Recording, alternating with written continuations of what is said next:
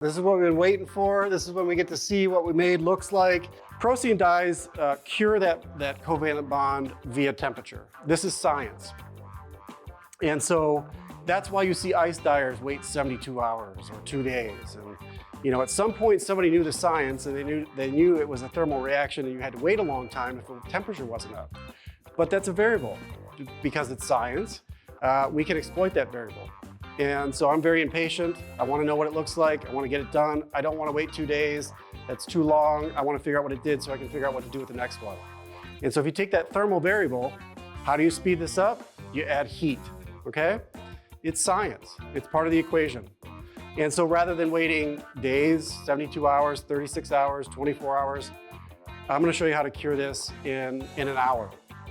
And that's really beneficial because we all want that great dopamine. We want to see what's in there. We want to know what's going on next. And so what I'm going to show you is how we do that. I also have an oven here in my shop that we're going to use, but we add heat. You can do that a variety of different ways, but we need heat.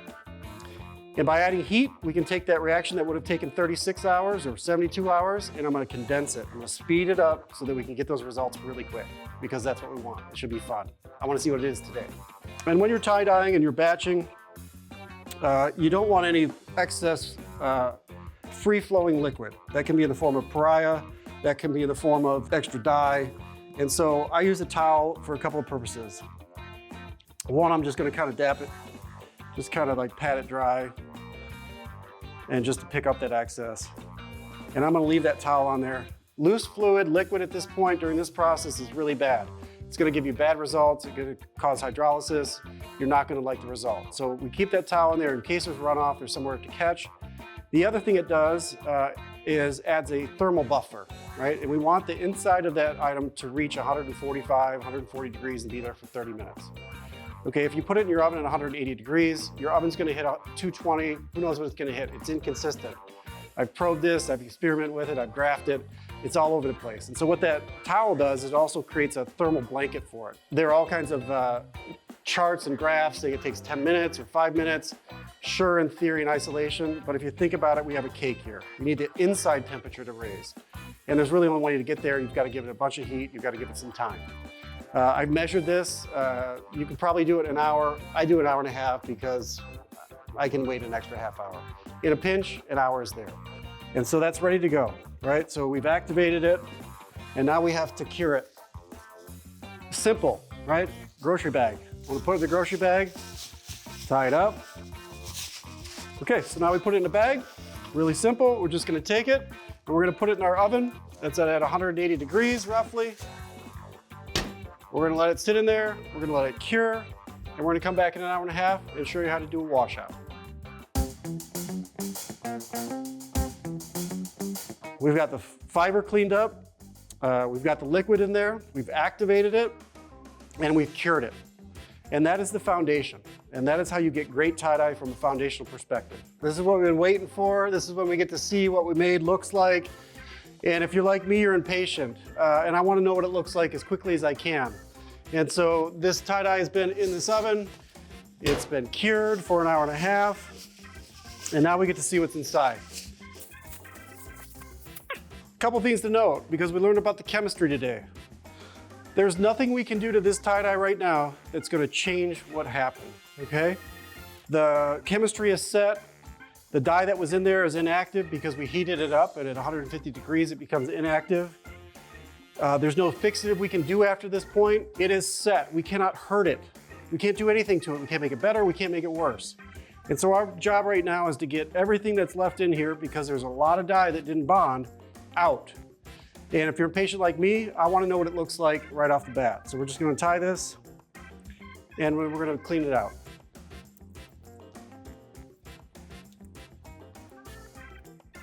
Sometimes this takes a while. This here is a trip style, and these are a lot of fun because I use them to force creativity, to force freedom, so I don't overthink it. They're a lot of fun, and they're also really good at fluid dynamics for trying to understand what's happening inside. I use them for testing all the time because of those thick nubs.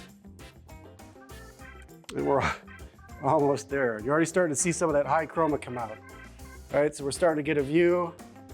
I'm thinking some things right now. I'm gonna hold it to myself because it's not done yet and I can't make judgments. You cannot judge a tie-dye when it's wet. I'm gonna try to get as close as we can though.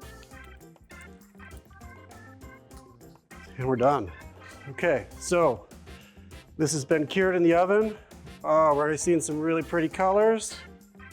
I'm not gonna get excited yet because it's still wet. We can't judge it. And so I like to get the dye out of here as quickly as I can. Like we talked about, there's nothing I can do to hurt it. There's nothing I can do to help it. I'm just gonna try to get it out as quickly as I can. I use a spinner. You don't have to have a spinner. All of what I'm gonna show you with the buckets next, you can do at home. I use a spinner for a couple of different reasons. One, I tie-dye a lot, and this speeds up this process. You'll see how quickly I get the dye out. Two, these intricate ties are really tough on your arms and your tendons, speaking from experience, and so I try to limit that strain on my body because I want to do this for a long time, and so I don't want to do that ringing and clamoring. That's always a fun part. And that's what we see when it's wet before we spin it. So I'm getting really excited. Black's a really tough color. We're getting some strong blacks here. I see a couple of warning signs that we'll teach you about, but overall I'm seeing a lot of really exciting stuff, but it's not done. So now I'm just gonna take it in the spinner as it is, and we get to see a nice poof of dye come out.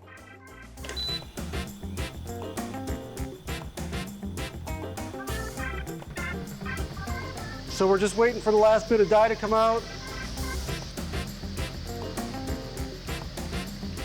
And we're gonna see what we have. It's always the fun part. You're gonna cry or you're gonna smile. And here we go. Here's what we're starting to see from this trip style. And it's still wet, it's still dirty. I would say maybe we're 80% of what we're gonna see. And so from here, what I do is I'm gonna give it another extra rinse because I'm impatient. And again, we're gonna come back to our Blue Dawn. Over here, I have a bucket with just a little bit of water. And I'm just gonna give it one more wash. And very low tech. This is a bucket washer. You can get these on Amazon. They've been around for a long time. And this in a 5-gallon bucket will save your arms a lot of energy. It'll speed the process up. It's just a big agitator, low tech. Again, you don't have to use these fancy tools. You can use a plunger if you wanted to. And what that does is it just gets a little bit of agitation. And again, there's nothing we can do to destroy this dye. It is what it is. We can't change it. And then I'm just gonna kind of rinse that out of there and give it another spin, just because I want to get it closer to final product. At this point, I'll probably open it inside out so we can really see what the other side looks like. We do these inside out for a reason. It's because it thins out the difference between the layers of fiber, smooths it out, and so you really see what's happening on the other side. And that's it. We did our second spin. I set a little bit more water through it just to force it along. And I would say this is probably 85% there clean. Now I see things on this shirt I like. I see things on this shirt I don't like. And so we'll come back and talk about what this is later. Still pretty cool. HiChroma. Black is a challenge, and we'll show you why later. So from here, again, there's nothing we can do to hurt it. All we want to do is get all of the dye that's in here that doesn't belong, that isn't bound, because there's no halfway in binding, out. And the quickest way I do that is I boil these. And the last thing I want to do when I give a shirt to a friend or sell a shirt or wear a shirt is have it fade, have it leach. I've seen this at shows. It rains, people walk around and they have dye running down, and we don't want that to happen. And so whatever is in here that doesn't belong, we're gonna force it out. And the quickest way to do that is by boiling.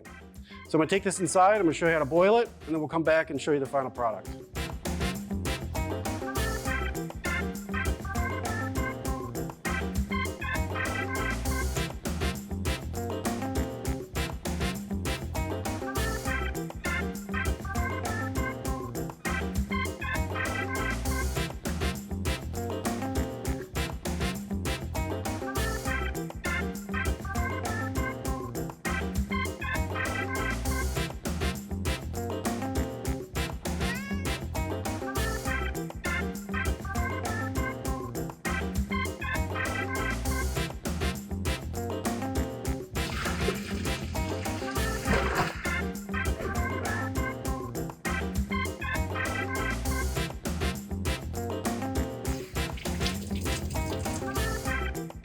Okay, so we just finished our 20-minute boiler.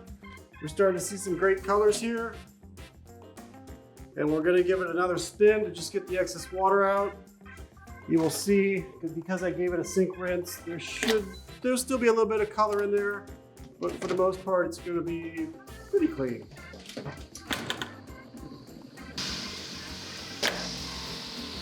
And at this point, we're gonna see where it's at about 95% of final product. It is wet, so it isn't completely done, but we're starting to see what it's gonna look like. Some real interesting stuff on here. We're working on black right now, so we'll see it dry. We'll talk about some of what's going on here. We're also trying a new aqua on this one. So right during this film, we were experimenting as it goes. But there you go. I'm going to take it from here. All that's left to do is put it in the washing machine. One more wash on hot with your standard detergent. You can use fabric softener and dry it and wear it. Just a little bit of advice. I personally never dry my garments to completely dry. I usually do about 2/3 just because I don't want them to shrink. They shouldn't shrink. But I also think that a dryer is really tough on tie-dye. Yeah, it's just that hot air. So you can see we boiled it, everything else. It's pretty bulletproof. I just don't like dryers very well. So we're gonna dry this, wash it, dry it. We'll come back and show you what it looks like. So now we got it out of the washer and dryer and we're gonna see the final result. Again, you really don't know until you get it clean and dry. And so this is the shirt we made. As a reminder, this is a working studio. Everything you're gonna see in this series is made on site and we're playing open kimono. So some really, really good things here. A few things I want to talk about, but there's the front. Let's take a look at the back. Yeah, lots of interesting things. And so because this is live, working studio, I want to talk about a few areas on this shirt because we're working on some very specific things. The first thing is black. Black is one of the most difficult colors. I would say black and yellow are my most difficult colors, black particularly, because if you look very closely, you're seeing a bunch of different shades of black. And let's talk about these white sections. So this was not under saturation. What's going on here is there was too much dye mass, too much liquid, everything in that section. And so what happens is there's just so much fluid, it's there, it's moving around and it can't bind. And so it'll give you a false read that you think, well, I didn't give enough black. Actually, what the problem is you gave it too much black. And we'll talk about that later in the series. We're working on some new colors. This aqua right here is something new we're working on. This is the first time we used it. And it's good. I would say we probably want to darken that up a bit, give it a bit more hue. But a lot to like on this shirt. These yellows are working real good. The reds are, the blues. So not bad for doing it live with all of you. But what are we gonna do with this? We're gonna take these results and we're gonna say what the heck happened with the black. We're probably gonna do another one like it and try to refine those areas. But that's the shirt we made. And there you have it. We showed you the entire foundation of what we're going to work on the rest of this series. We talked about fiber, we talked about liquid, activation and curing, and we did it in an afternoon. It didn't take us days, and we could be wearing that shirt tonight if we wanted to. I'm really excited about next episode. I get to talk about irrigation. It's a form of tie-dye I spend a lot of time in. I've really learned a lot about it, and I think I have to approach it a little bit differently than others, but I can tell you exactly how it works. It's quick, it's fun, you get that dopamine really quickly, you get to create really fast, and by the end of it, I think everybody can be making great tie-dye in their sink at home. And we'll see you next episode.